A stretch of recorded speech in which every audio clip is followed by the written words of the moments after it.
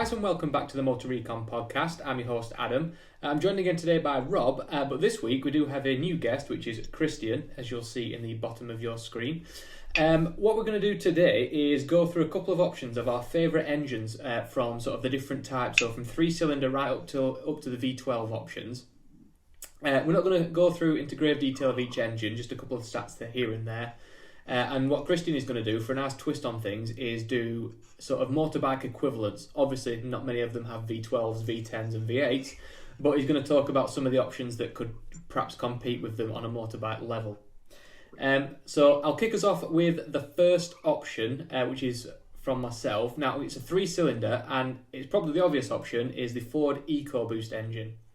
Now, I've had quite a few of these in different cars. I've had my first one I got back in 2013, not too long after the engine was actually developed. It's won engine of the year countless times, and over the years it has varied in power from anything from 80 horsepower right up into 140 in its current variant in the Fiestas, Focuses and whatnot. It is the size of an A4 piece of paper, is the block, so it's quite a small engine. But from my personal opinion and things I've experienced with the engine, it's very economical, over 50 miles to the gallon comfortably if you drive it economically, and decent enough power. You can cruise along quite happily at 70, 80, 90, even 110 miles an hour in some cases, Christian, and then it's quite a comfortable little thing to drive. So that's my choice for a 3-cylinder engine. So I'll let one of you guys kick off. I think we should go for Christian's motorbike option just first and see what you think you can compete with on your bikes. Yep, so in this one, I'm single cylinder, which is the lowest one I can get. And I've chosen the KTM 690 Duke. So it's 690 cc, and it's got 67 brake horsepower, and it weighs just a merely 150 kilograms. With the single cylinders, they're light, narrow, mechanically simple, so they're good to get around on, and good for dailies. Usually quite reliable nice, as well. With a bit of power. Yeah, probably are quite reliable. And something I was just saying that as well. That amount of power from such a small engine is not a bad effort on their part, to be honest. No, they're pretty good. Pretty good. Rob, you want to kick us off with your option? Yeah, so obviously I've had an EcoBoost like Adam before, so I decided to go for something a little bit different, which is the Caterham 160. This is a Suzuki 660cc 3-cylinder engine, which is turbocharged. It produces 80 brake horsepower, but obviously in a car that light, it does shift. Extremely economical, and I think it's probably one of the purest ways you could have a Caterham 7, to be honest. They weren't designed to have big power. It's more like the old school way of having a Caterham, actually. It's the most basic looking one as well, isn't it? I've seen a couple of these, I've heard these. They don't sound bad for the little engines either. I don't think our 3-cylinders sound too bad either. I think this is the closest competing with the motorcycles, to be honest, because as far as cars go, it doesn't get all that much lighter than a Caterham 7. And obviously Suzuki, ironically, are a well-known motorbike manufacturer as well, aren't they? So. Yeah, it probably does share some of the parts. Well, not all of them, obviously, but some of the parts from some of the bigger Suzuki bike engines. Well, as you said, it got rave reviews when it was brand new in 2013 as well. This car was seen as, obviously, well, you take it in context, don't you? It's low-powered, high fun. Yeah, but obviously Caterham are well known for doing high-power, lightweight, certain death machines as well. But we can come onto those in another podcast. What we're going to do now is just go on quickly again. So we're going to do it in order. So the next one's going to be the 4-cylinder. Can be in any variant of 4-cylinder, or in Christian's case, whatever it comes next from his motorbike range. So I'll kick us off on this one with the Honda F20C engine. Now this one is probably most famous for being in the Honda S2000. Obviously, it's a 2-litre inline 4-pot engine, ranging from 2 litre to 2.2 litre, depending on when it was produced. Quite a decent little engine, actually. It's the only one, well, apart from my engine, it's one of the only ones I've experienced in the flesh, revving up to 9,000 RPM, which is insane with the VTEC system on the top of that. Quite a powerful little engine. I say a little, it is 2 litres, so it's not that small. But it'll range anywhere from 234 to 247 brake horsepower, which is not that bad. And I say they are naturally aspirated when they were in there as well, so they're quite a good engine and very, very reliable. I think up until a certain point they'd made over 15 million units and not VTEC units anyway, not had a problem on any of them. So that was my choice from there. Just on the basis I've experienced it, I really like the engine. Not very economical and did drink a lot of oil, but no complaints. I'm surprised at how economical those old Honda engines are, to be honest. Largely because obviously it's normal to have an inline four, obviously, but it's not normal to have them revving out at 9,000 RPM and still maintain that sort of reliability. Well, I think it probably helped that obviously it was the VTEC system. If you're driving along normally and it's not kicking in, you're just basically like you are in a normal 4-pot engine. There's nothing straining it, nothing too strenuous. It's just quite a nice smooth engine. And then when you rev higher and it kicks in, then it does use a lot of fuel when you're higher up in the rev range. A hell of a lot more fuel. The one I were in it had an average of 19 mpg. So it's not ideal. That's almost that's rotary territory, isn't it? It is, but he usually just drove the absolute hell out of it, so I can't say it's too bad. But suppose, actually, do you know what? The way I see those whole sort of Honda inline fours is that you get the thrills largely of the rotary engine, like the RX-8, for example, without any of the spills, such as the horrendous unreliability that comes with those. And the fact that if you're not ragging it too much and the VTEC's not kicked in, you will get some semblance of efficiency, whereas with rotaries, no matter what speed you're doing, you're just sort of throwing money up the wall at them. Yeah, they do sound good, though. Right, I'll let go on, Christian. What's your equivalent to a 4-pot from a motorbike? Well, I've gone for 2-cylinder here, but there's 3 versions. There's a V-twin, an inline 2, and a boxer. But I'm going to choose the V-twin, just because I quite like these. So you've got here, I picked the Ducati Multistrada 1260S. So it's a touring bike, but you won't do much off-road with this. No. It's more of a showman's bike, like the Ferrari. Its capacity is 1,262 cc. It's 156 brake horsepower, and it weighs 200 kilograms. And about mileage, you're on 45 miles to the gallon. It is a bit heavy and a bit chunky, and there's a bit of a vibration. But if you're paying for one of these, they're over 16 grand. So it's quite a lot of money. Quite pricey for a bike. Oh, that's still impressive. Yeah, so, you can get that much power from a 1.2. I think car manufacturers need to take a little bit of note here. Yeah, they are very impressive. I mean, later down the list, there's something that's a bit special, which I've previously told you about. Yes, it's mental. But with these V-twins, you can actually get a 205 brake horsepower bike. The Ducati again with the 1299 Panigale. And that's a sports bike version. And also as well, you're thinking you've got that much power, but like say it only weighs 200 kilo. I mean, even a Caterham doesn't come close to that in terms of weight. And you're chucking out that much power. I just see why there's a lot of people have accidents on these things. Well, I mean, with this one, I think because it is a Ducati and it's a bit of a tourer, let's say, this one's only going to come out in the sun. See, they're not going to. Anybody that owns this is not. From my opinion, is not out on it because you'd have the BMW R1200 GS, which was made famous by Ewan McGregor, which is in the same category, but that's a boxer twin. Is that the one you did the round the world tour on? It is, yeah. So you'd more likely have one of them and actually use it.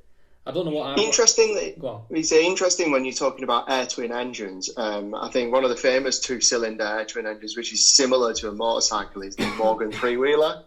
Obviously, they mount it on the outside of the car. It's air-cooled. And it's, I think it's a huge displacement. It's something like a 2-litre or something. Which is ridiculous. It's like massive displacement on it. One-wheel drive, though. Actually, same as a bike.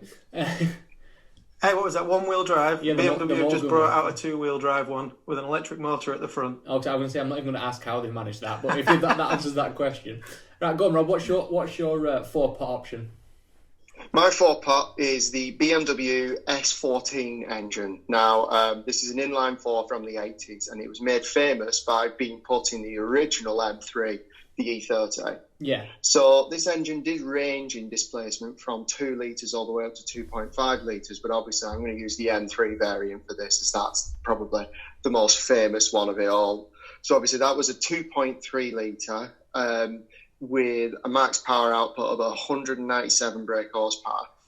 and it had 240 newton meters of torque. Obviously, compared back to today's standards, that's not great. But if you consider this is sort of like 1986 for a 2.3 litre inline four, 200-ish brake horsepower isn't shabby at all. Was it turboed and actually aspirated? I think it was naturally aspirated, I actually. think I remember. Now, obviously, that's going down as one of the best handling cars ever made, or one of the most fun Yeah, cars and ever also made. it goes down as starting a legend that sort of persists even to this day. I find it interesting how everybody automatically associates the straight six and six pots with M3s. Obviously, in the noughties, it ended up with a V8 for a little while, but it's now back down to where it belongs, with the straight six. When in reality, if you go all the way back to the beginning, it actually started with a four pot. Yeah, and eventually it's going to go that way before it goes all electric. And that doesn't bother me. People are always concerned, thinking that the downsizing of the M3 is going to kill it. They could easily market it and spin it off as, oh, we're just going back to the roots, you know? As long as they make it lightweight and not as ugly as the current range. They got to drop the weight. But as you say, they either have to drop the weight or they have to dramatically increase the amount of hybrid technology they put in there to support that four-part. Well, that's what they'll do. By the sounds of it, they are doing it on bikes as well. If that was a BMW it was a BMW, you said, wasn't it, that had done that? It was a BMW, yes, yeah. Pretty mental. We'll do that for another episode, but that sounds quite something to dig into. I've never heard of an electric two-wheel drive bike.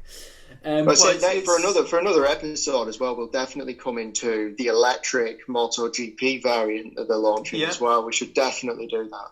Yeah. And Harley Davidson have the Spark as well. I've heard of that one, but I didn't know it was, excuse me, I didn't know it was two-wheel drive. No, that's single. But... Okay. Right, okay, next one then. This is a bit of a strange one for us, and I don't know how you might compare it with a bike, but we're going to go for 5-cylinder engines, because believe it or not, they do exist, and they are very, very famous engines in particular models, which we'll discuss now. So, my favourite option from the 5-cylinder lineup, there isn't many over the years, but I'm going to go with the 5-pot from Volvo, but I'm going to talk it specifically in the variant in the Mark II Focus RS. In the RS 500, it was producing 350 brake horsepower, 345. But in the standard RS, it was 301, which it's enough. You don't really need any more than that. I always loved the way these engines sounded. It's a bit like a 3-pot in the sense that it's a bit unbalanced, like it's not an even number of cylinders. So I think that does give them a very unique sound, they are actually one of my favourite engines. But it started out as a 1.4 back in the day and worked its way all the way up to a 2.5 litre, which I say you do find in the Focus RS. I said the main thing for me, it really just is the sound. They weren't economical. They did have a few reliability problems, but just the way these engines sounded really, really puts a special place in my heart. So I don't know how you're going to compare that to a motorbike engine, but let's see what you can come up with for that one. Well, so I'm kind of now behind you. So I've gone for a triple, which is a 3-cylinder. They've got balanced characteristics between twins and my next category. And it was interesting you said about the sound. They've got a unique sound to these as well. I've chosen in this category the Triumph Speed Triple RS, which is what's known as a naked bike. So it hasn't got the fairings on the side or the screen at the front. Yeah. Now, a lot of people would say the best looking one is, again, Ducati, which we're going to say is kind of the Ferrari poser. Yeah. Sorry. It's an Italian brand, so it fits. Cars. But I've chosen this Triumph, not just because it's British, but because they look absolutely stunning. And 148 brake horsepower, again, under 200 kilograms. They're good in all riding situations. Not really the top end without the fairings. You kind of get a little bit of wind buffering, but they're comfortable because you're not lent and tucked in, so you can ride it daily. And you could also have some fun if you find yourself in the country roads. And that's where I'm sticking with that one. It's like a mix of both between a bit of a sports bike and a bit of a daily option as well. Yeah. That's good. I do like a Triumph bike. What's your option, Rob, for a 4-cylinder? For a 5, an inline 5, yeah. 5-cylinder. I've gone with probably the daddy of all inline 5s. I think I would say. This is going to be. Which is the original Audi Quattro from 1980. That is the inline 5, end of story. Obviously, it started out life in rallying. We all remember the Audi Quattro S1, where in Group B it produced a ridiculous amount of power. The car that made it to the road, obviously, which was a modulator, produces an awful lot less than that. So when it hit the road, it was a 2.1 litre single overhead cam, 10 valve straight 5, and it only produced 160 horsepower when it originally rolled off. Wow. Over time, though, it did receive upgrades, bringing it up to an eventual power of 220 brake horsepower. That was helped along by a twin cam setup. Yeah. I don't think there is really much to say about it other than instantly recognisable.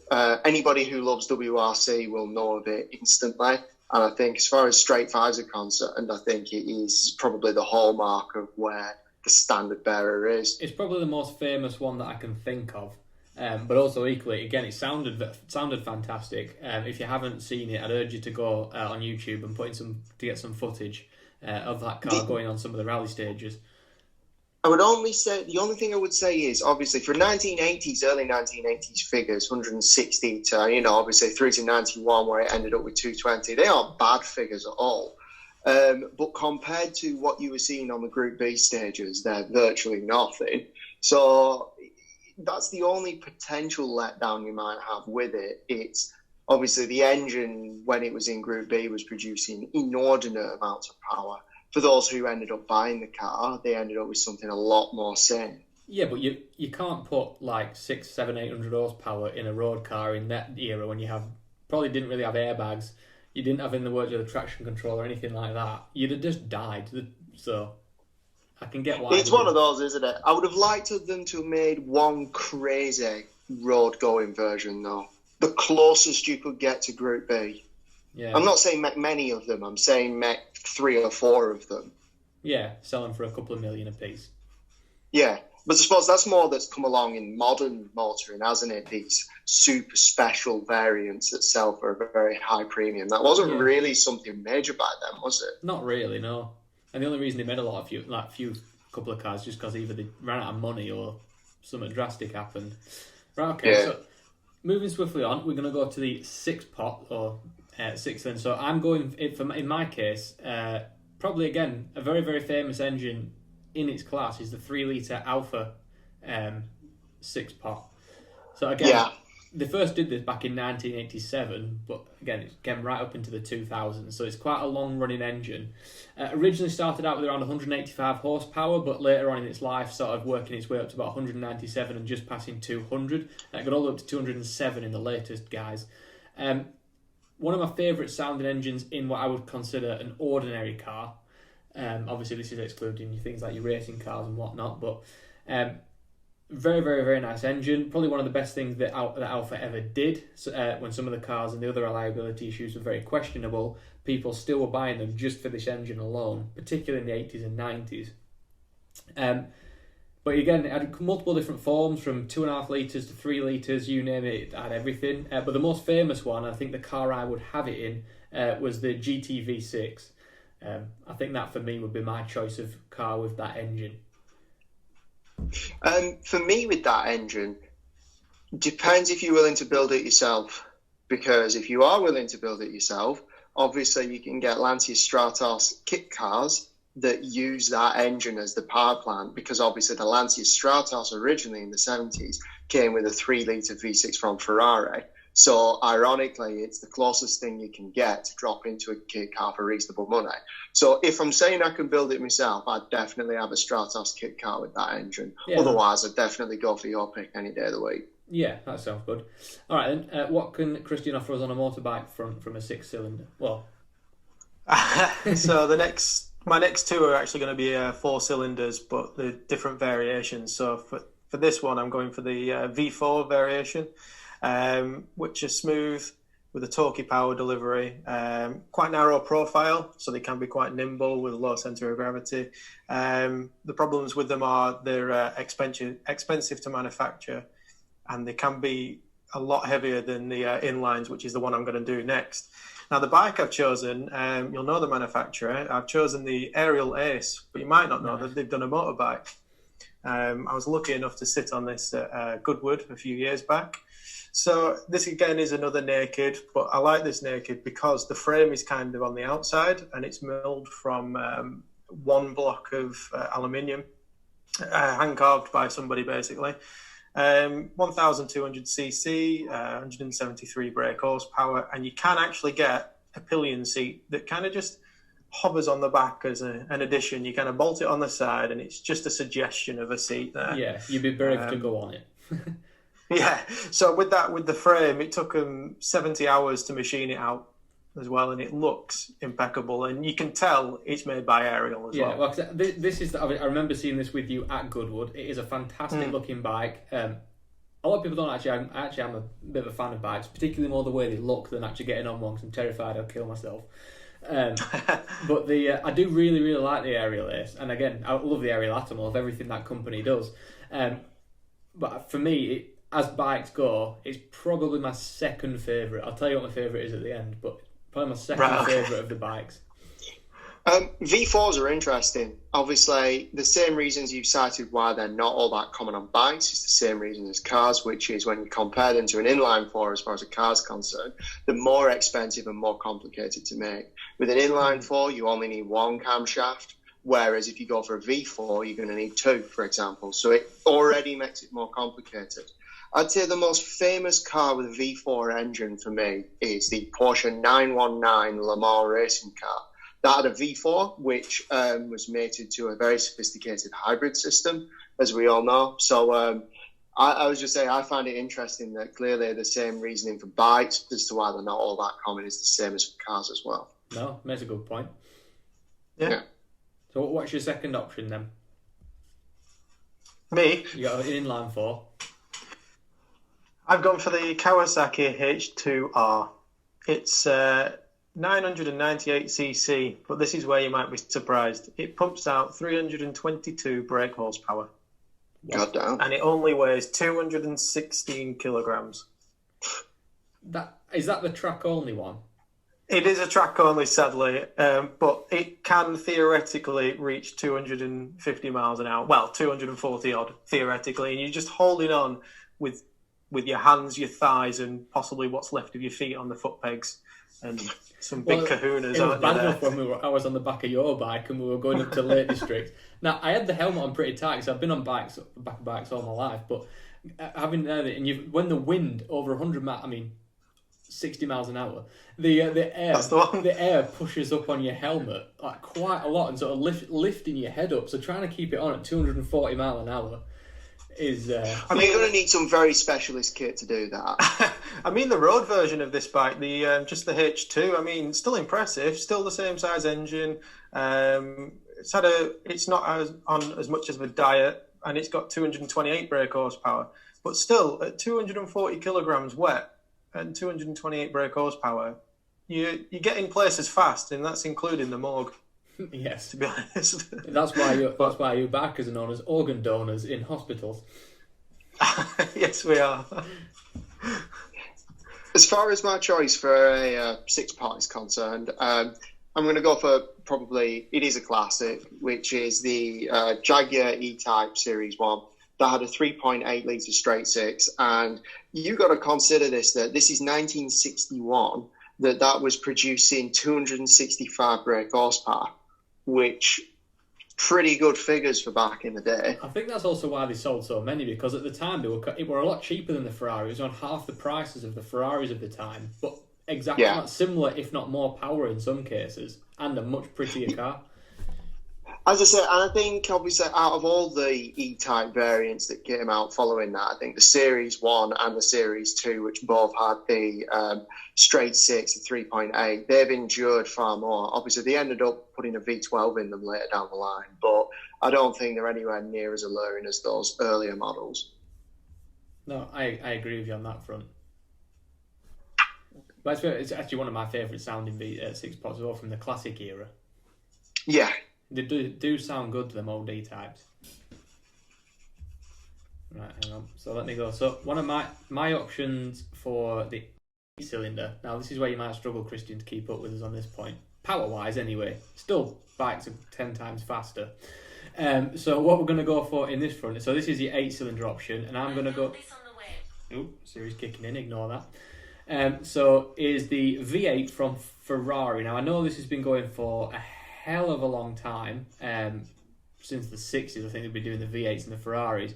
But I'm going to particularly want it out of the Challenge Stradale, the Ferrari 360 Challenge Stradale. Not a bad looking car, probably a bit dated now, but the engine itself is the bit that we're talking about here. So 4.8 litre, which sizable engine, particularly from a V8 point of view, revved all the way out to 8,650 RPM, pushed the car from 0 to 60 in 4 seconds.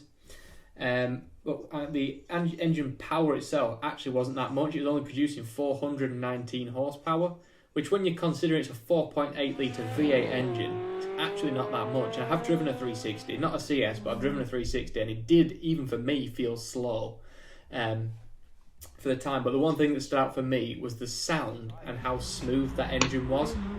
It's a really, really high-pitched V8 noise, which is something only Ferrari seem to be able to do. I guess in just the way they work their exhaust, but for me that is a standout V8 engine that I've always had a soft spot for, and against the Ferrari of when we were children, so probably why it's even more so a special place for me. So how do you compete with a V8 then on a motorbike? What gets you the options here? I don't. No. Simply put there, just doing a quick bit of a search, I have found a 6-cylinder motorcycle. They did make a couple. I do remember briefly looking into these, but they tend to be older and they kind of just show-offs because it's so expensive to manufacture and try and fit in a motorcycle frame. But I have just found here that the Honda Goldwings that started back in 1987 are actually 6 cylinders, but they weigh a lot. So 383 kilograms for a bike, and there's pumping out 125 brake horsepower. They're wide. They're low, they're wide, they're comfortable. Yeah, you just go in a straight line. They offer cruising and long distances, I guess, so that's all right. Well, I've seen them towing trailers and everything, so obviously they are. I've seen Honda Goldwings pulling trailers. In fact, even a little caravan I've seen one pulling, which for a motorbike did seem strange to watch, but it does happen. Well, 170 newton meters of torque, so it's not too bad from one wheel. No, it's not at all. And I say they're not made for speed, are they? Something that big and that bulky. And these are the only motorbikes that I'm aware of that had radios and everything like that actually built into the bike. So yeah. I think that's probably what shows that they are a bit more of a sort of a GT bike in essence. Probably wouldn't off-road one either, because if you fell over and that landed on you, you're not picking it up, are you? No, you've got no legs. All right, go on then, Rob. What's your option for an 8-cylinder? As far as V8's concerned, again, I've gone with Italian, but it's the complete opposite of the high-pitched sort of Ferrari sounds that you're getting. It's from the Alfa Romeo Disco Volante, the one that Touring started making again in 2013. The engine that they sourced was from Maserati. It was a V8. In the Disco Volante, it's putting out roughly 144 brake horsepower and 354 pound-feet of torque. Complete opposite to what Adam was saying. It's a dirty, low sound. Yeah, I love it for that. Yeah, I do love the way that car sounds. It is, to be fair, up there with one of the best. But for me, just the soft spot, high screaming V8 sound, it is hard to compete with. But it's just because it was such a big thing in my childhood. So I think the only thing that lets down the engine is the power, which is for 2013, putting out 400 brake horsepower from a V8 isn't that impressive. No, it wasn't even quite a few years ago when it first came out, let alone now. Yeah, exactly. Well, I say it's not too bad. So right, this is probably again where you may struggle now, Christian, because I think there is one bike I can think of which has a massive engine, but I don't know if it ever made production. So this is the 10-cylinder option. Now there's a big variety of this. We could have gone for a lot of them, but I think the obvious choice, and I think me and Rob have both picked the same, is the Lexus LFA engine. So this is the LRG UE engine, made specifically for the LFA in many cases, which was a 4.8 litre V8, obviously. But the main standout feature for this one was how fast it could rev. So not only did it rev quite high to 9,000, it was the speed. So a normal analog gauge couldn't actually keep up with this engine. So Lexus had to develop the digital dashboard with the computer running it, just so it could keep pace with it. And again, probably the best sounding road car ever made. I'm willing to put that out there. It's either between that or the Carrera GT, but I'm going to say LFA sounds better.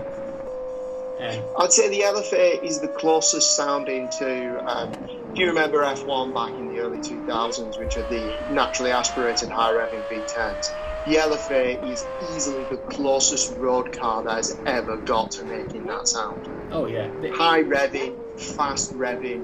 What was it? What was the capacity on that? 4.8. Well, relatively low capacity V10 then. Yeah.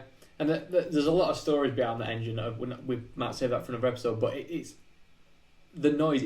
I don't suppose anyone who's into cars has never heard an LFA, whether it's been on YouTube or in real life. But if you haven't, please go and listen to it, as you will not be disappointed. It sounds like like I say, an old F1 car. It does, yeah. It's the closest that it's ever come. But the trouble with me is, and the LFA, I do like it, and it was my pick as well because it's outstanding. But it's kind of sad in some respects because Lexus have never followed it up with anything. Even I'm not saying they should follow it up with another V10 or anything like that. But when you compare it to like the RC 500 or whatever, it's not even close. As in the reason the LFA. There is a reason. I think when they did the LFA, they developed it and they designed it in mind realistically to lose money.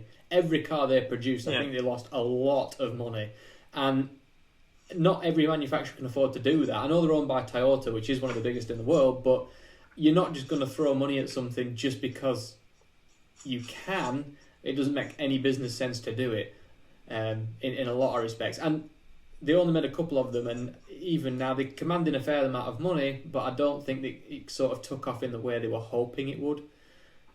Big fan base now, but it's too late now. It's 10 years, about 10 years after the car was being built.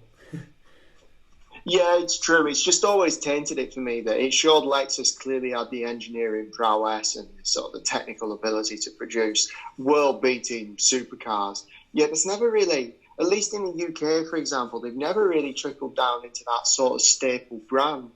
No, I think, they are expensive. Normal Lexus are expensive. And the thing with the LFA is, while it was technically cheap for what you were buying, given the fact what they were losing, but at the end of the day, people, whether rightly or wrongly, it doesn't have the badge to command that sort of money.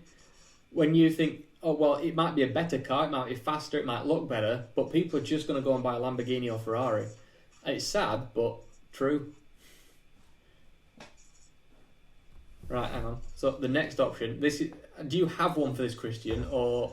Well, I was listening to your money bit and I thought I'll just be sneaky and have a look at a MotoGP bike. But I found, whilst doing that, Honda's RC213V, which is the closest thing to Marc Marquez's race bike.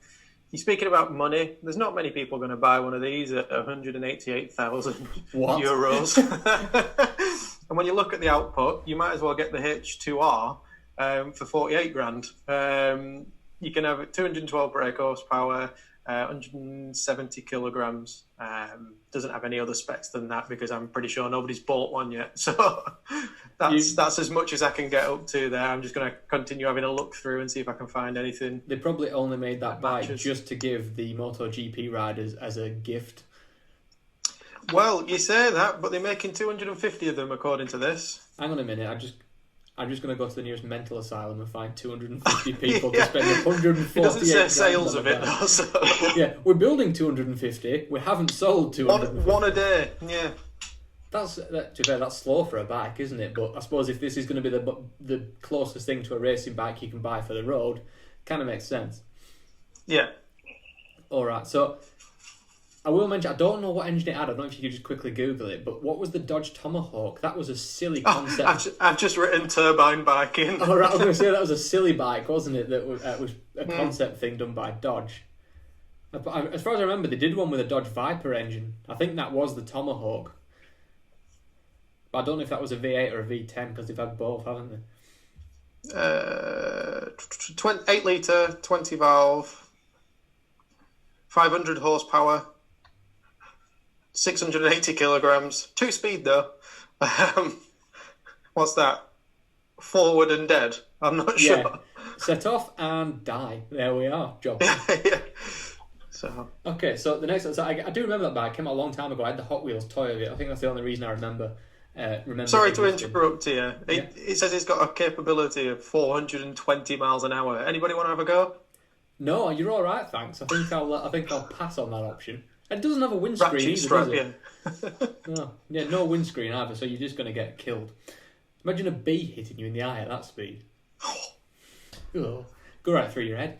Anyway, straight on to the next one, which is the final engine, which for us at least is the 12-cylinder. Now, for me, there was only one option in this front. Many people will disagree, but I suppose a lot of people also enjoy this, which is the Lamborghini V12. Now, again, been in manufacture for a hell of a long time. Started out as a 3.5 litre, producing 280 brake horsepower for the Lamborghini 350 GT. So obviously that was back in whenever it was, the 60s.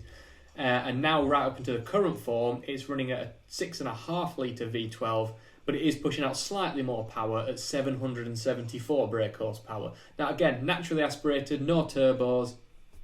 But for me, an iconic engine. They originally made it to, and fun fact actually about this engine, when they were originally designing it, Ferruccio Lamborghini, whatever his name was, he paid the man designing it a bonus for every horsepower more than the Ferrari engine. So if every horsepower extra he could get onto that engine, he'd give him a bonus over what the Ferrari could produce, which I think is quite a good thing, which meant why it was quite powerful back in the day. But for me, it's the sound. Again, the sound, I keep coming back to this, but nothing, I think, in my opinion, sounds better than a Lamborghini V12, in a road car anyway. They spit flames, they're silly, they do about 4 miles to the gallon. There's absolutely no sense why anyone with a brain cell would have that engine in a car other than for that, and it's just like a big kid with 4 wheels, and I really respect them for that and just keeping this going.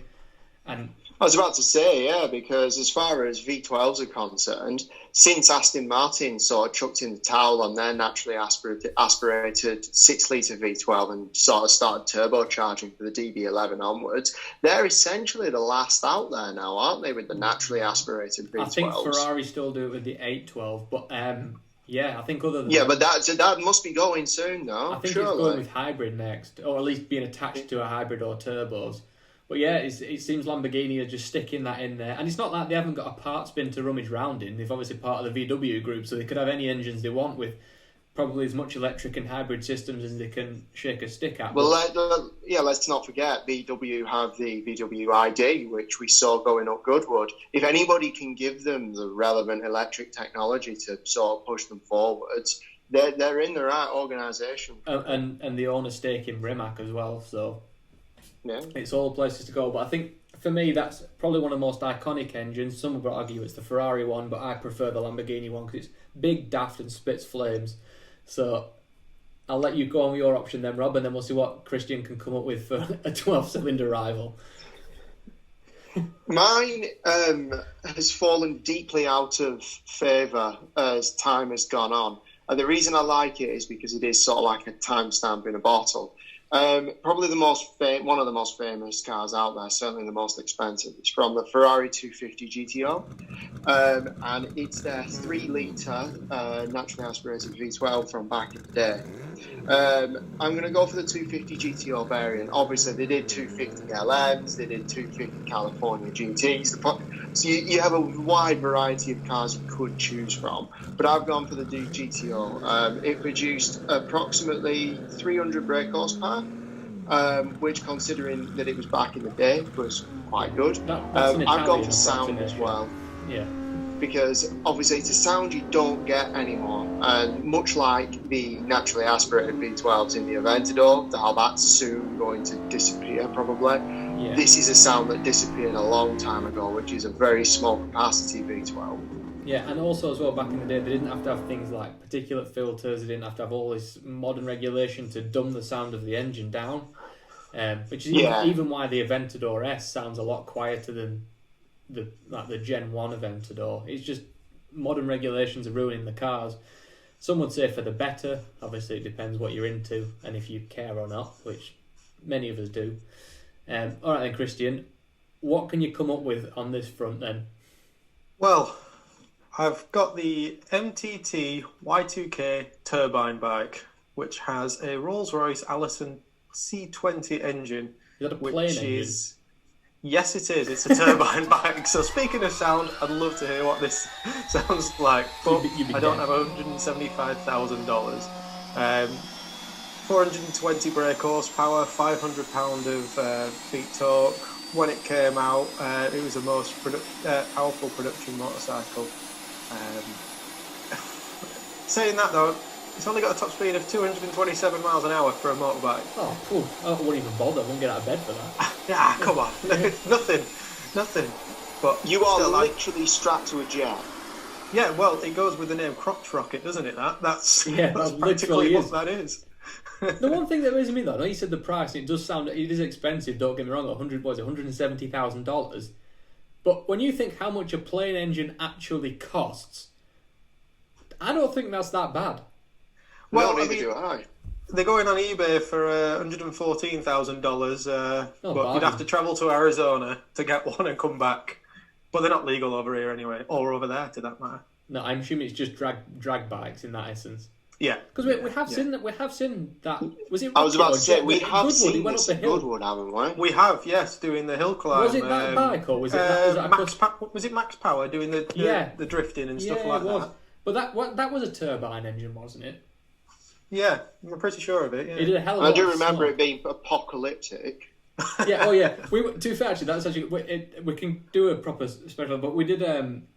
We were stood by the start line when that thing turned on, and when it was in the paddock. And I just remember standing there, oh yeah, everything's nice and quiet. You can hear the birds cheeping. Then all of a sudden, you're just deaf. It was awfully loud to the point you had to literally cover your ears.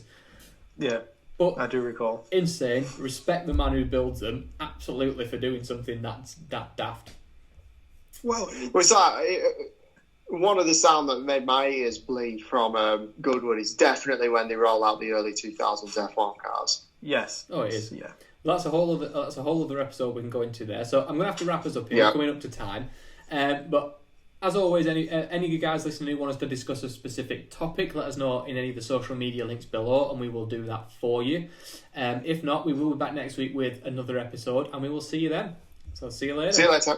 See you later.